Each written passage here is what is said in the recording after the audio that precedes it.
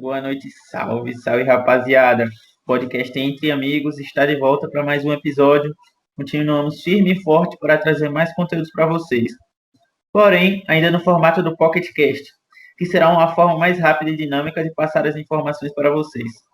E como não poderia faltar a presença ilustre dos meus amigos para completar esse nosso time capacitado, eu conto com a presença dela, a brilhantíssima Maria Luísa. Oi, gente, boa noite. Aqui também com ele, o incrível Péricles. Boa noite, rapaziada. Como é que vocês estão hoje? E claro, ela, ninguém mais, ninguém menos que Suelen. Oi, gente, boa noite. Como é que vocês estão? Bom, e novamente lembrando, como sempre, que devido à pandemia, devido ao Covid, estamos gravando isso da melhor forma possível. E a gente já se desculpa aqui antecipadamente se tiver algum ruído, algum barulho e tal. A gente está fazendo de tudo para sair algo mais clean, mais limpo possível, sem nenhuma falha. Bom, gente, e hoje nós vamos falar sobre as doenças geradas por micro-organismos provenientes das dietas humanas ou da alimentação, né? Como vocês preferirem. Então, gente, eu vou começar falando um pouquinho da introdução, né, dos micro-organismos nos alimentos. A microbiota de um alimento é constituída por micro-organismos associados à matéria-prima e por contaminantes, que podem ser adquiridos durante os processos de manuseio e também aqueles que tiveram condições de sobreviver aos processos aplicados durante o preparo do alimento. Então, sempre é bom verificar, antes de consumir o alimento, né, se ele está adequado, se ele está limpo, se ele está ausente de micro-organismos que a gente vai ver, né, ao longo desse podcast, que podem causar algumas danificações no nosso corpo.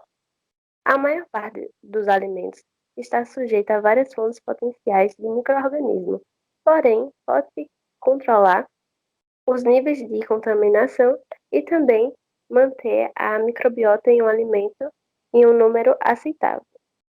Bom, essa parte em questão dos micro-organismos nos alimentos tem uma parte muito importante que envolve, e essa parte muito importante é a questão da higiene sanitária, onde surtos de doenças que são vinculadas por esses alimentos que contêm agentes causadores de fungos, bactérias, vírus, parasitas, alguns agentes químicos, substâncias tóxicas, elas vão ser de origem animal ou vegetal. E segundo a legislação que está em vigor, e prevenindo o risco à saúde dos consumidores, claro, aqueles responsáveis, eles devem controlar a contaminação e a sobrevivência microbiana e a multiplicação nos diversos ambientes onde os alimentos estão.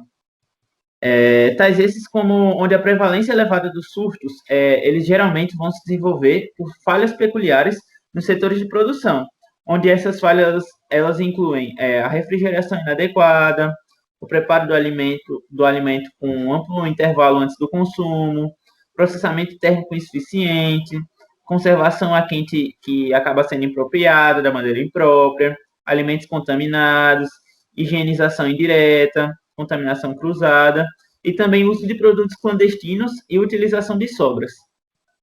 Bom, aí a gente já entra na questão do que são alimentos seguros, né? Os alimentos seguros são aqueles que os constituintes ou contaminantes que apresentam risco à saúde humana estão ausentes ou em concentrações baixas o suficiente para não apresentar riscos à nossa saúde, né? E como é que eles viram alimentos não seguros? Eles adquirem esse risco, né, à saúde quando são manipulados de forma inadequada, como o JP já falou aí, ou quando os ingredientes que a gente usa para fazer o alimento estão crus ou contaminados, e quando já apresenta crescimento microbiano.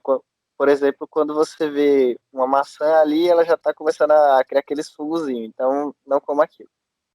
Bom, e Péricles falou que seria um alimento seguro, mas quando nós não temos alimento seguro, quando temos um alimento rico em micro-organismos, pode gerar várias doenças. Essa é o que nós vamos ver. Vocês sabem o que são DTAs? DTAs são as doenças transmitidas por alimentos, que no nosso caso é o assunto principal do nosso podcast e vamos tratar bem detalhadamente dela.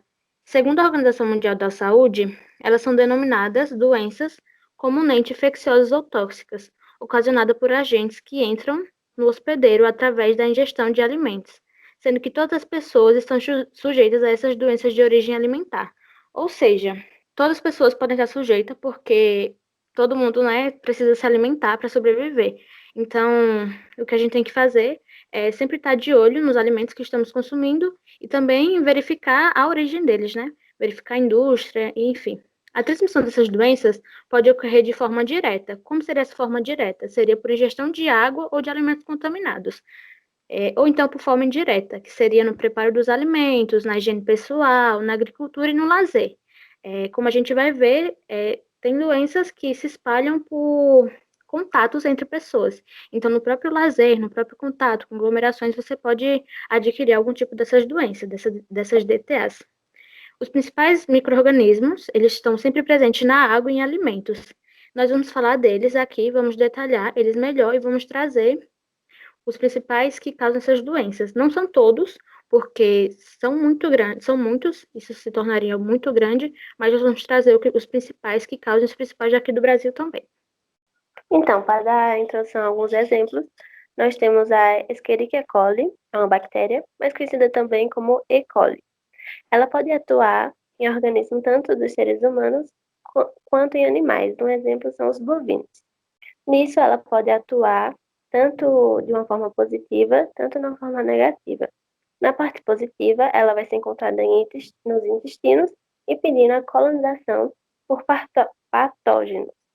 Já na forma negativa, ela vai meio que se apropriar, né, do organismo do hospedeiro, ocasionando as doenças nele e podem, sucessivamente, né, podem passar a transmissão para nós humanos e causando doenças e infecções. Um exemplo que eu posso dar é, tipo, quando um boi, por exemplo, ingere algum alimento que já está infectado com a E. coli, ele vai depositar através das suas fezes, né? E com a irrigação do pasto, né? E também consumindo a carne desse boi, a pessoa pode adquirir essa infecção, o que pode causar sintomas como diarreia, fezes com sangue, muito enjoo e náusea. Bom, já citando a bactéria Listeria monocytogenes, a gente pode pontuar que ela pode causar a listeriose, que é uma doença que é relativamente rara em humanos, porém a gravidade e a taxa de mortalidade pode chegar até os 50%. Pode chegar até os 50%, não, chega até os 50%. Os surtos que já foram registrados em humanos mostraram ter a transmissão associada à ingestão de leite contaminado, queijos, sorvetes, águas, vegetais crus, patês de carne, aves cruas ou cozidas, peixes, inclusive peixes que são defumados e frutos do mar também. Os riscos de infecção por listeriose eles vão ser mais graves para indivíduos com um sistema imunológico comprometido, tais esses como que acabam sendo quem? As crianças, os idosos, mulheres grávidas. E se uma mulher grávida contrair durante a gravidez, a infecção ela vai poder acabar resultando em um aborto espontâneo ou também no nascimento prematuro, ou se não até em uma infecção grave do recém-nascido, que, né, ninguém quer que aconteça. Já em humanos, que não têm um sistema imunológico tão debilitado, pessoas normais, sem ser essas que eu citei, sintomas gastrointestinais, como náuseas, vômitos e diarreias, elas vão poder proceder ou acompanhar manifestações mais graves da doença. Bom, a Staphylococcus aureus é um componente da microbiota humana e ela pode ser encontrada em locais como na pele e em fossas nasais de pessoas saudáveis. Elas podem causar infecções leves, como espinhas e furúnculos, e em alguns casos até infecções mais graves, como pneumonia e meningite. Ela é associada a altas taxas de mortalidade e morbilidade. Ela possui também a capacidade de adquirir resistência a antibióticos e sobreviver a diferentes condições ambientais, o que torna um agente infeccioso perigosíssimo em locais como ambientes hospitalares. Outra bactéria que também causa muito prejuízo entre os humanos é a bactéria Salmonella. As suas cepas e os seus sorotipos, eles são extremamente perigosos para o homem e eles podem ser divididos principalmente em 3 grupos, que no caso as doenças seriam a febre tifoide, a febre entérica e as infecções salmonelenses. a febre tifoide, os sintomas são muito graves e incluem septicemia, febre alta, diarreia e vômitos. Após a infecção, os indivíduos podem se tornar portadores por meses ou até anos, constituindo então uma fonte contínua de infecção, o que se torna muito grave, né? Porque imagina o indivíduo se tornar, ser portador dessa doença por anos, o quanto não pode transmitir para os parentes, para as pessoas que entram em convívio com ele. E por ser também uma doença muito perigosa. Geralmente, a forma de disseminação da infecção é interpessoal, justamente por conta disso, e por a água e alimentos contaminados como material fecal humano. Já na febre entérica, os sintomas clínicos eles são mais brandos relacionados à última febre que eu citei, podendo evoluir para um quadro de septicemia e frequentemente desenvolver um quadro de gastroenterite, febre e vômitos. Essa doença ela pode ser causada pelo consumo de água e alimentos, especialmente leite e vegetais crus, mariscos e ovos contaminados. A outra doença que tem, causada pela salmonela, são as infecções salmoneloses. Elas apresentam um quadro de infecção gastrointestinal, tendo como sintoma principal dores abdominais, diarreia, febre baixa e vômito, sendo raro os casos clínicos fatais. Os alimentos mais incriminados são carne bovina, aves, suínos e ovos crus. Uma outra bactéria também é a Bacillus cereus. Então, essa bactéria ela pode ser encontrada em alguns meios, como em produtos agrícolas e também de origem animal. Ela pode ser contaminada através de consumo de leite, não pasteurizado, no caso, né? Carne crua, além de verduras e também alguns legumes. Alguns sintomas que pessoas infectadas podem sentir são diarreia, vômitos intensos e cansaço excessivo. Bom, até agora a gente só citou bactérias que podem causar algumas doenças, mas não são só bactérias que podem causar as doenças. Protozoários também podem acabar acarretando algumas doenças perigosas. E a primeira que a gente vai citar aqui vai ser o protozoário da Entamoeba histolítica. E uma das doenças que podem ser causadas por esse protozoário vai ser a amebíase. E a amebíase, ela acaba sendo uma doença que pode ser causada ao consumir alimentos contaminados, que vão acabar ocasionando diarreia, dor abdominal, cólicas, mal-estar em geral, sabe? E a infecção pela Estamoeba histolítica, ela pode acontecer por ingestão de cistos desse protozoário, que vão acabar estar presentes em água ou alimentos, que vão estar contaminados com fezes de pessoas contaminadas. A infecção pela Entamoeba histolítica, ela pode acontecer por meio da ingestão de cistos desse protozoário presente em água ou alimentos contaminados com fezes de pessoas contaminadas. Assim, é mais frequente de acontecer em locais em que condições de higiene são mais precárias. Outro protozoário, que ele também é bastante comum, é o protozoário Toxoplasma gondii.